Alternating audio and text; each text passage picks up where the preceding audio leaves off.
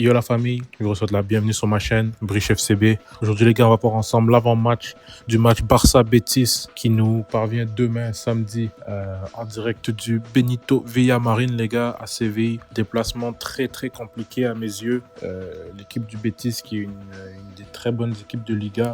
C'est vrai que depuis ces dernières années, ils se sont un peu affaiblis. Ils ont perdu des joueurs tels que les Borja Iglesias, les Fekir, Joaquin qui a pris sa retraite. Il y a beaucoup de joueurs qui sont partis les gars.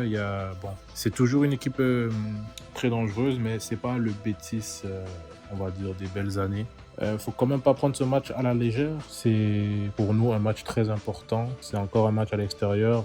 Comme vous le savez les gars, le Barça a pris une entente avec la Liga pour avoir beaucoup de matchs à l'extérieur en première phase. Comme ça, on aurait accès à beaucoup de matchs à domicile de retour au nouveau Camp Nou. Donc demain les gars, match quand même très tôt. C'est à 16h15.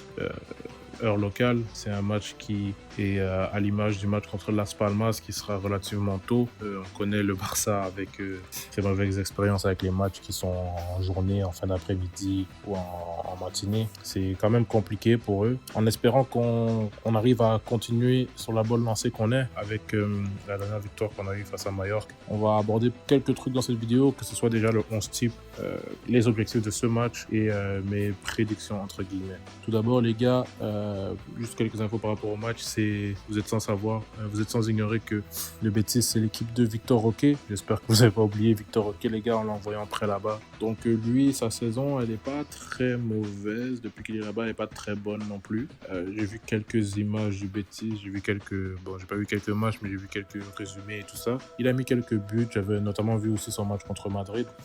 Victor Roque, de ce que je vois un peu, qui est un peu critiqué sans non plus être lynché. Il peut faire mieux comme il aurait pu faire pire. Mais il a dit à la presse que comme quoi si jamais il marquait contre le Barça, il célébrerait pas et tout. Donc il faut pas oublier que Victor Roque est officiellement un de nos joueurs les gars, ça va être quand même spécial de jouer contre lui.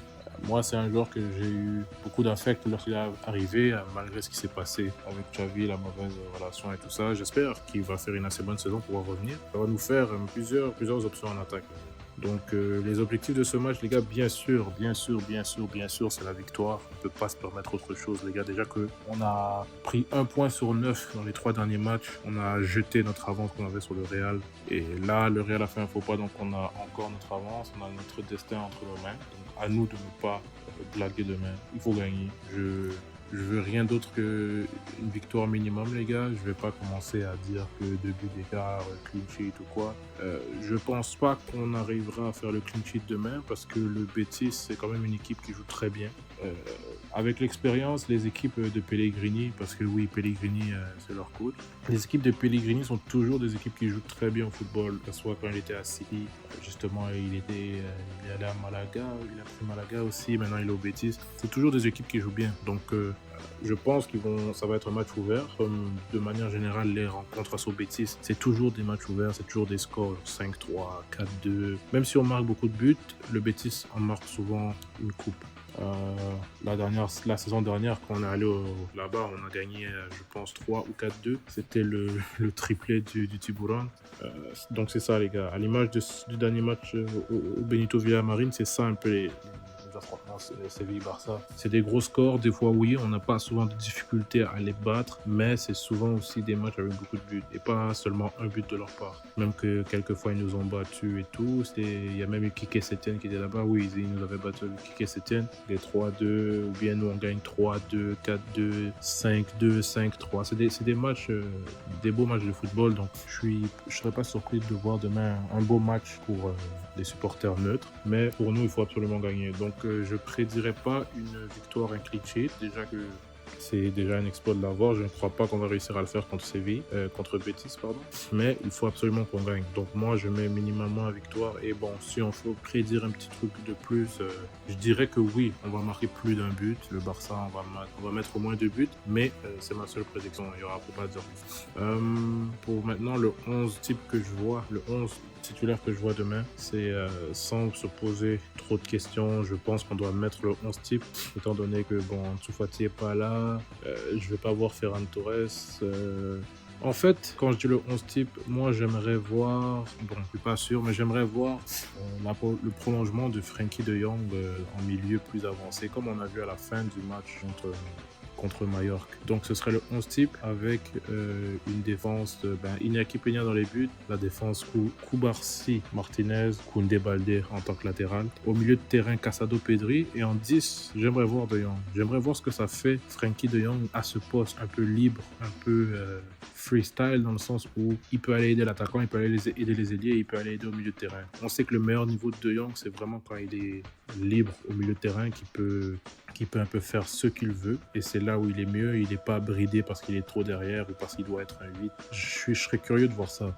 On pourrait bien le tester pendant une mi-temps, et si jamais c'est pas bon ou qu'il y a des problèmes, on fait rentrer Dani Olmo. Ou l'inverse, titulariser Dani Olmo et le sortir pour voir De Jong, parce qu'on sait que Dani Olmo est un joueur relativement fragile, là il se blesse tout le temps. Donc ça serait ce milieu-là et notre attaque classique Lamine qui est de retour, que personnellement je ferais sortir à la peut-être 60e, 70e si le match se passe bien pour rentrer Ferran. Lewandowski et Rafinha. Le cas Lewandowski, ça me fait penser, est-ce qu'on ne devrait pas mettre Pau Victor devant? Mais étant donné que c'est un match quand même compliqué et que c'est un match important, je pense pas qu'on doit commencer à prendre des risques de faire jouer, de lancer un gars comme Pau Victor en attaque. Je crois qu'il faut mettre Lewandowski, et même chose. À la mi-temps, si ça se passe déjà bien, si à la 60e on est déjà dans une bonne posture, on peut faire rentrer Pau Victor en pointe. Je veux le voir en pointe, Pau Victor. Je l'ai pas beaucoup vu contre Mallorca parce que vous vous rappelez, je vous ai dit que j'ai pas pu voir tout le match, mais il avait bien joué de ce que j'ai pu voir et des longs résumés. Donc j'aimerais le voir encore, lui faire confiance. Il a eu son but et il a eu plusieurs occasions dans le dernier match. Donc ce serait une belle récompense de lui donner un peu plus de temps de jeu aujourd'hui. Ferran Torres, s'il doit rentrer, je crois qu'il doit rentrer pour Lamine, jouer à droite. Je veux pas voir Ferran en avant, même si je veux pas le voir de manière générale, mais s'il faut le voir, c'est déjà bien sur la droite. Donc c'est ça les gars pour mon 11 type, comme je viens de vous dire. À part ça les gars, il n'y a pas rien d'autre à dire, il faut absolument gagner. Le Real va jouer dimanche, donc on prendra éventuellement une avance sur eux.